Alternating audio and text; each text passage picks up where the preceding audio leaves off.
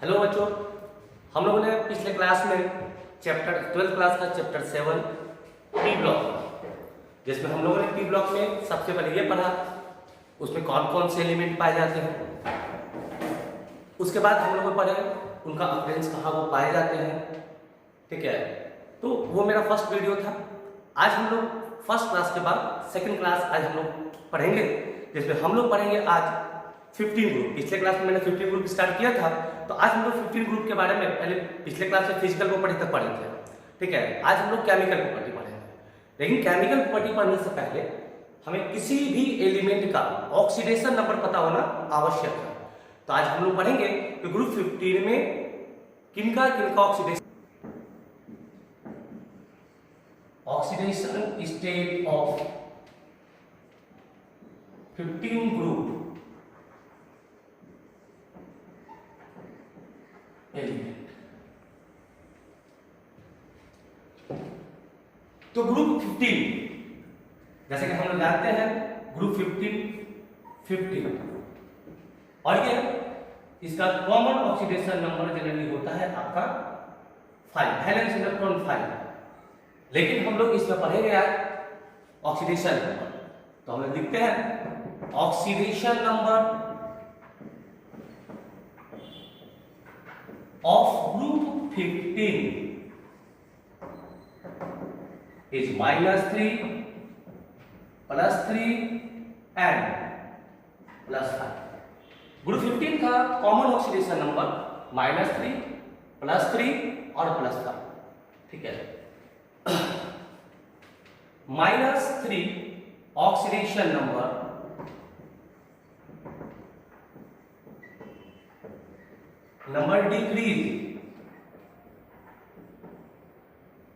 decrease down the group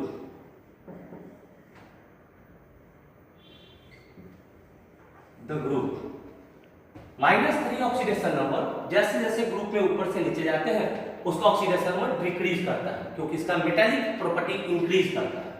group due to increase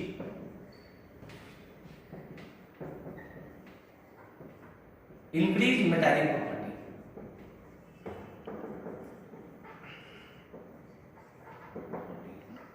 क्योंकि पिछले class में हमने पढ़ा था कि 15 में nitrogen phosphorus non metal, arsenic antimony metal whites and bismuth metal, और मेटल का ऑक्सीडेशन नंबर होता है आपका प्लस। इसमें आपका ये जनरली तौर पर, लेकिन nitrogen also show +1,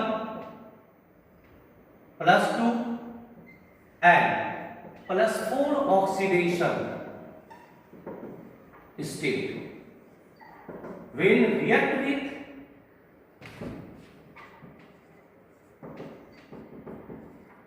oxygen।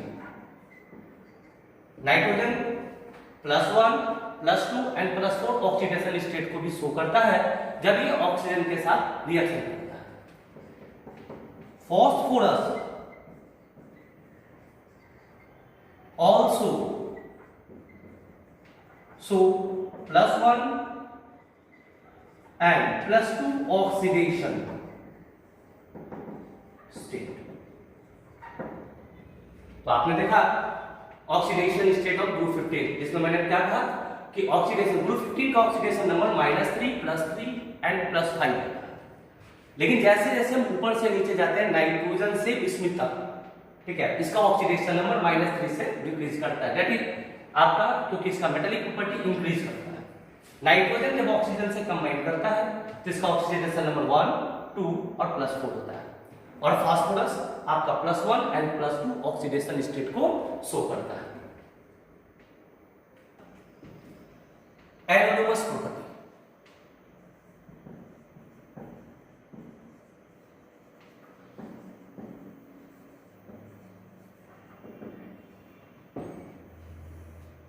Class में थर्ड चैप्टर में हम लोग पढ़े थे इसके बारे में, anonymous property.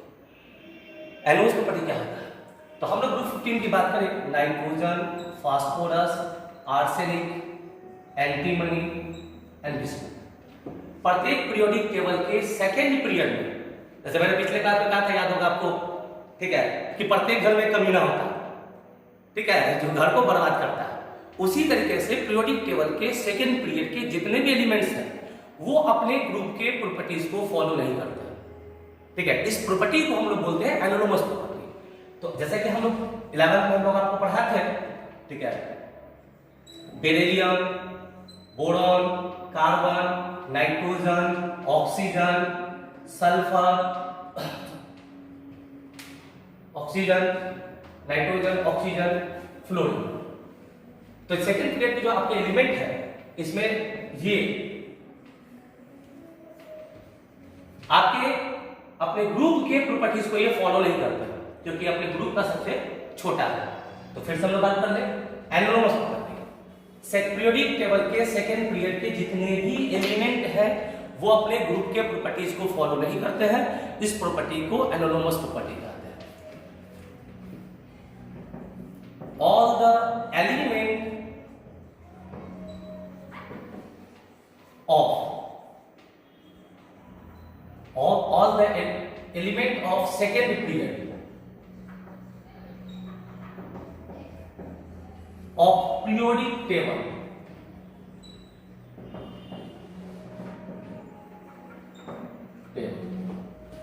do not follow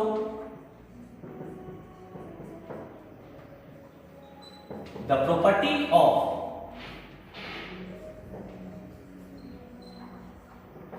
the properties of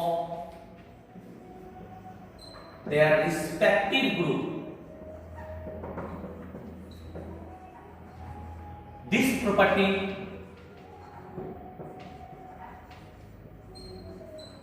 these properties of element is called anonymous property.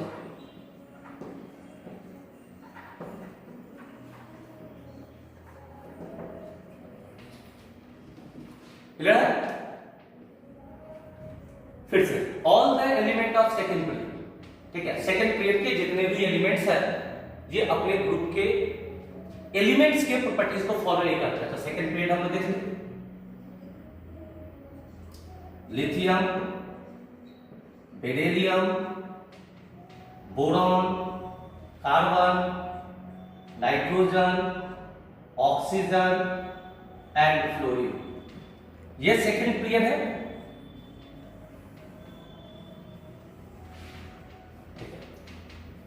अब आता है आखिर ये अपने ग्रुप के प्रॉपर्टीज को फॉलो क्यों नहीं करते। तो causes of anonymous property,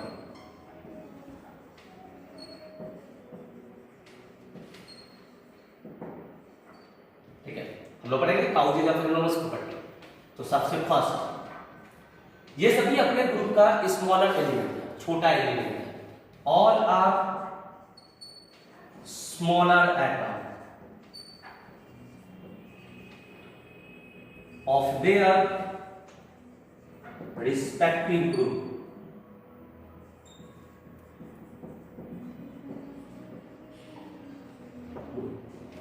second, it is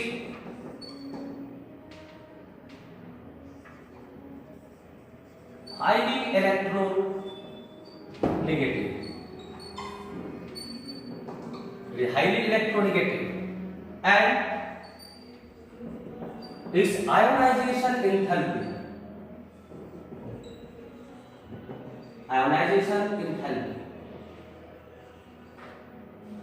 is very high.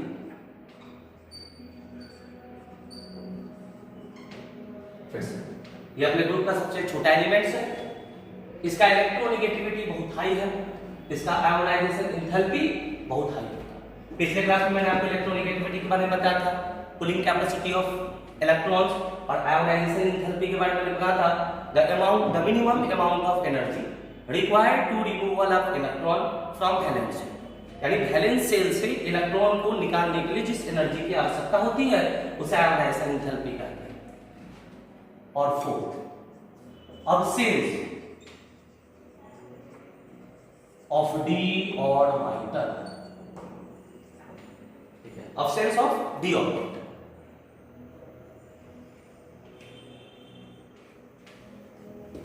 Topic जो कहा अब्सेंस ऑफ डी ऑर्बिटल, जरा इसके बारे में जरा देख लें। अब्सेंस ऑफ डी ऑर्बिटल में पिछले क्लास में कुछ लड़का ने हमसे पूछा था कि सर आपने जब पढ़ाया था आयोनाइजेशन एंथैल्पी, ठीक है, आयोनाइजेशन एंथैल्पी में नाइट्रोजन का आयोनाइजेशन एंथैल्पी और उसके नेक्स्ट यानी 15, 16, 17, तो 15 का आयोनाइजेशन एंथैल्पी बहुत हाई होता है, 16, 17 का कम। तो मैंने कहा था या सॉरी मैं आज बता रहा हूं आपको कि नाइट्रोजन में इलेक्ट्रॉन जो होता है वो पेयर में होता है पी ब्लॉक में, और जो पेयर हो या फुल फिल हो, जिस ऑर्बिटल में इलेक्ट्रॉन फुल फिल या हाफ फिल हो वो मोर स्टेबल होता है, उसे इलेक्ट्रॉन निकालना बहुत डिफिकल्ट होता है, इसलिए इसका आयोनाइजेशन एंथैल्पी हाई होता है। जैसे हम देखते हैं नाइट्रोजन 7 1s2 2s2 2p3, तो आप देखिएगा सबसे पहले ये P, इसके लास्ट ऑर्बिटल में P है और P में थर्ड ब्लॉक, इसमें इलेक्ट्रॉन 3 है। आपको बताया गया था कि S में एक ब्लॉक होता है, इसमें 2 इलेक्ट्रॉन, तो दोनों इलेक्ट्रॉन पेयर में होता है। P में 6 इलेक्ट्रॉन, तो इसके ब्लॉक्स जो होते हैं 3 होते हैं।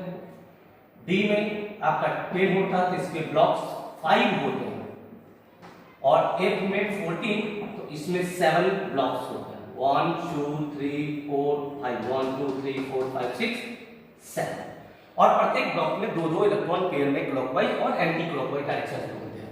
तो P में थर्ड इलेक्ट्रॉन, तो 1 2 3।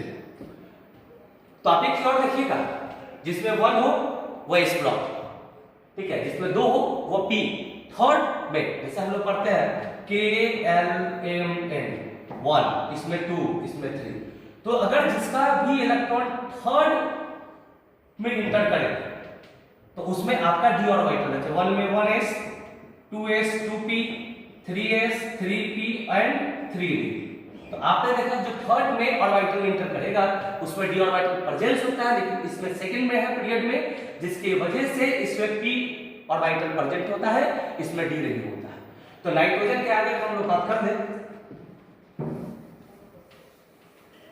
Phosphorus 15 1s2 2s2 2p6 3s2 और 3p3।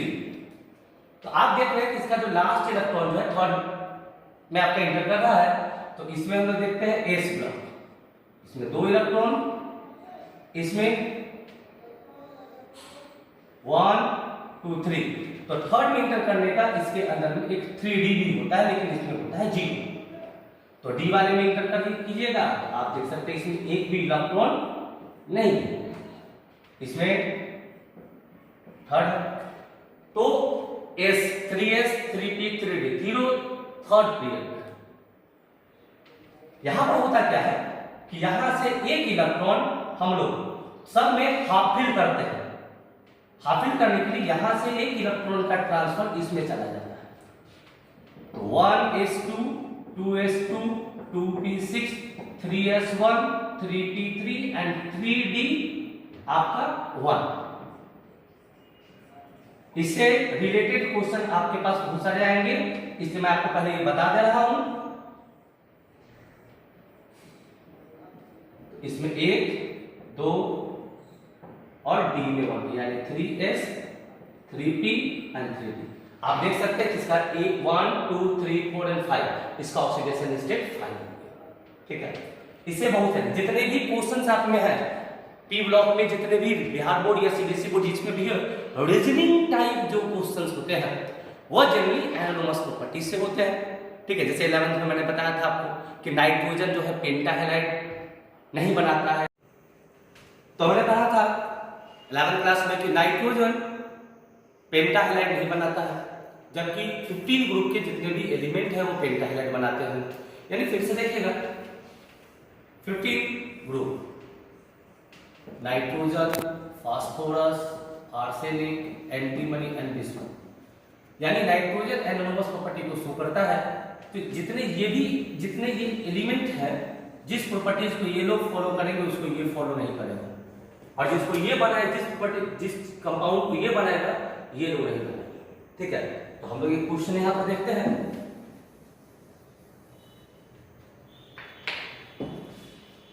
एनोनिमस प्रॉपर्टी से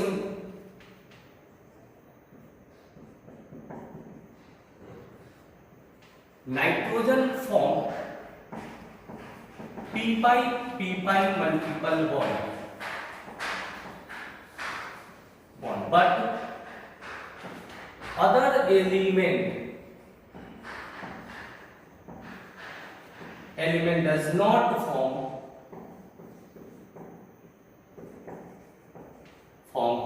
p pi p pi.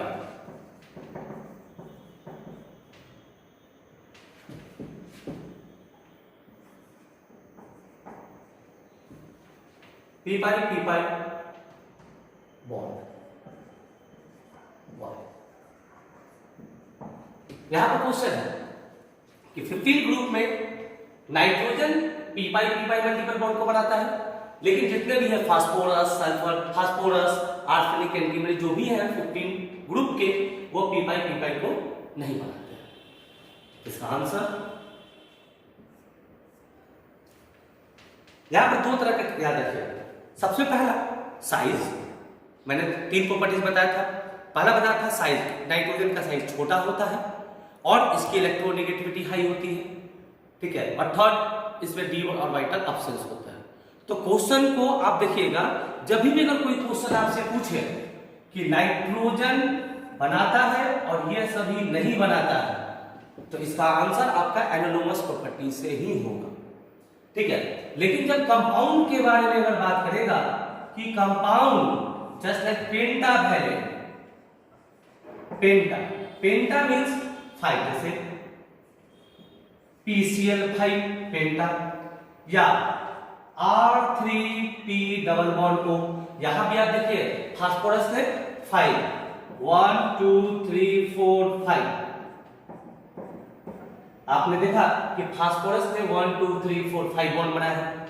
यहां भी आप देख सकते हैं फास्फोरस ऑक्सीजन के साथ double bond, 3R means alkyl group, CH3 C2H5। तो यहां पर 3R R।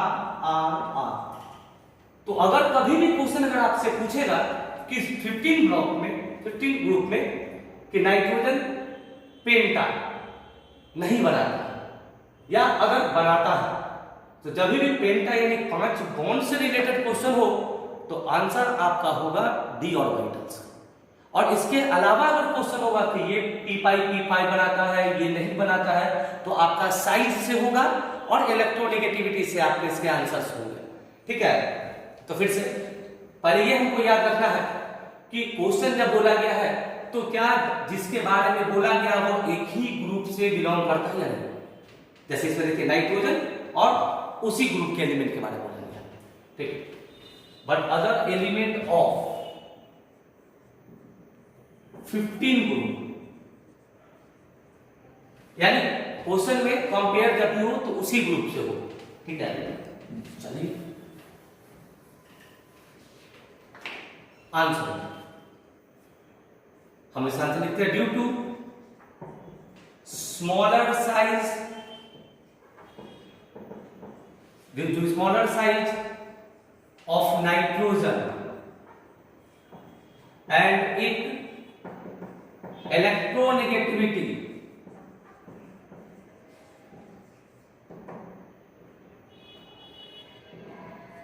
due to smaller size of nitrogen and its electronegativity, the high electronegativity, due to smaller size of nitrogen and high electronegativity,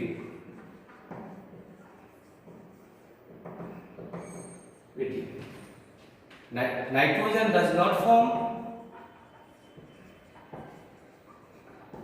nitrogen form p pi multiple bond,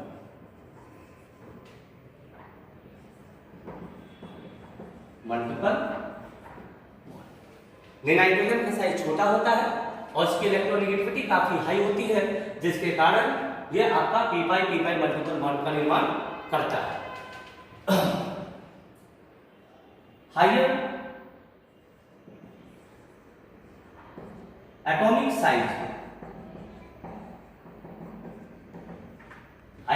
size, of other element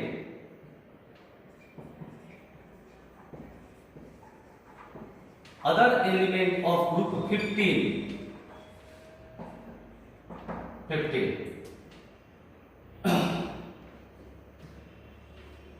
it's overlapping, it does not form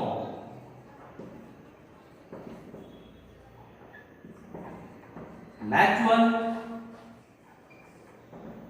overlapping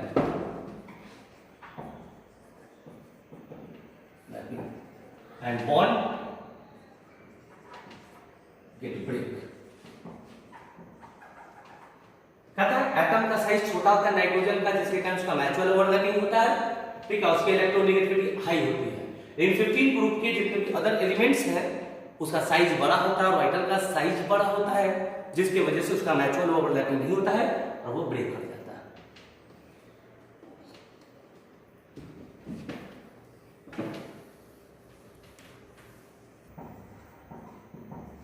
heavier element of group 15 form D by P by multiple bond.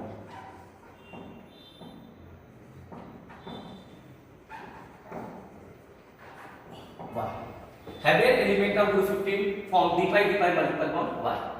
तो मैंने अभी देखा कि nitrogen P by बनाता है, क्योंकि nitrogen में last में P ऑर्बिटल्स होते हैं और हैवियर में D होते हैं। तो हम इसका आंसर लिखते हैं due to presence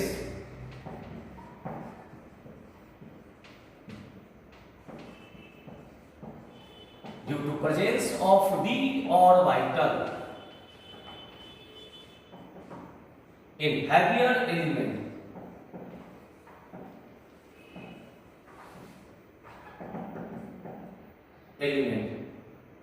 it form D by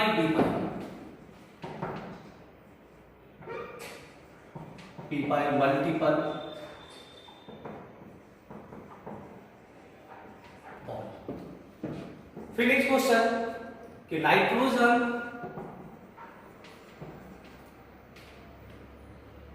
फिर से हैवियर एलिमेंट ऑफ 15 ग्रुप, फिर से हैवियर एलिमेंट 15 ग्रुप में कौन सा है? नाइट्रोजन को छोड़कर फास्फोरस, आर्सेनिक, एंटीमनी और डिस्क। तो इन सभी में डी ऑर्बिटल प्रेजेंट। नाइट्रोजन में तो मैंने भी कहा कि नाइट्रोजन में डी ऑर्बिटल क्या होता है? अब्सेंट। जब नाइट्रोजन में डी ऑर्बिटल अब्सेंस होता है तो कभी डी पाई तो बनाएगा नहीं, या डी पाई पी पाई नहीं बनाएगा। लेकिन अदर वाले में डी ऑर्बिटल प्रेजेंस होते हैं, जिसकी वजह से 15 ग्रुप के जो अदर हैवियर एलिमेंट है वो क्या बनाएंगे? डी पाई और पी पाई। ठीक है, अगला question, nitrogen does not form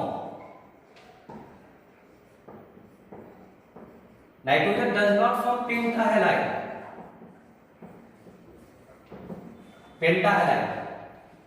I mean AX5। Nitrogen does not form pentahalide, it only form trihalide।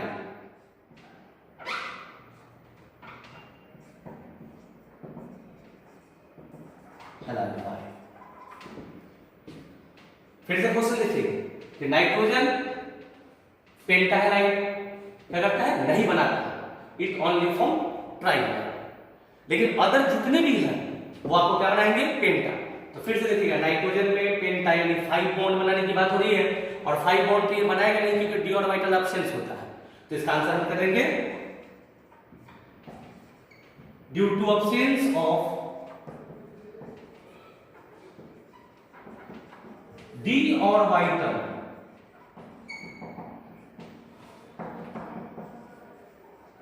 it does not form pentahalide, but due to presence of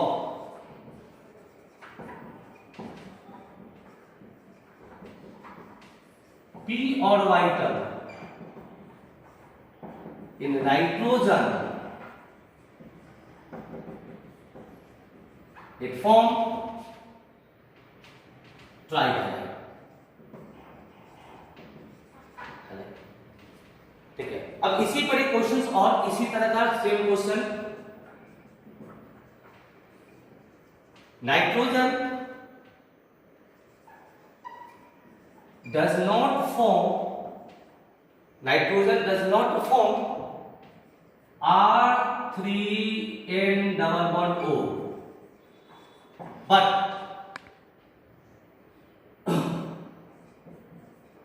other element, but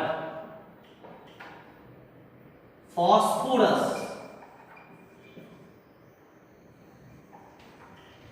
form R3P double bond O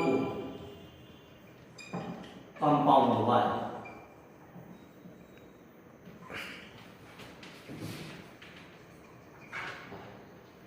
तो फिर आप यहां देख सकते हैं कि compare किससे किया गया है कि नाइट्रोजन ये कंपाउंड नहीं बनाता है जबकि फास्फोरस बनाता है। ठीक है, तो फिर देखिएगा नाइट्रोजन कितने हो गए अभी बॉन्ड, 3 अल्काइन और 2 ये 5 बॉन्ड, और यहाँ पर भी 3 और 5 बॉन्ड की बात हो रही है। जब बॉन्ड की बात हो रही है तो हम चूंकि फिर आंसर होगा क्या कि due to absence of d orbital nitrogen does not form R3N double bond. ठीक है, यानी नाइट्रोजन में डी ऑर्बिटल नहीं होता है जिसके कारण ये R3N डबल बॉन्ड कंपाउंड नहीं बनाता है, लेकिन फास्फोरस में डी ऑर्बिटल होता है जिसकी वजह से ये R3P डबल बॉन्ड कंपाउंड का निर्माण करता है। तो answer due to absence of d orbital in nitrogen, it does not form R3N double bond O, but due to presence of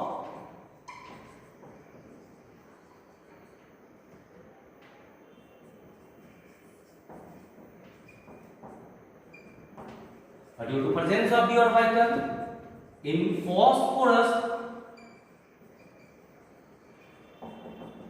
it form R3P double bond O। Clear है? फिर से मैंने कहा जब कंपाउंड की बात हो तो आप इस चीज को केयर करेंगे, जब भी बॉन्ड की बात हो तो आंसर जनरली आपका एनोनिमस प्रॉपर्टी का थर्ड पॉइंट डी ऑर्बिटल से होगा। नाइट्रोजन की बात होगा तो उसमें डी ऑर्बिटल नहीं होता है, और उसके अलावा अगर फास्फोरस के बाद नाइट्रोजन के नीचे जितने भी एलिमेंट्स हैं उसकी बात हो तो उसमें डी ऑर्बिटल प्रेजेंस होता है।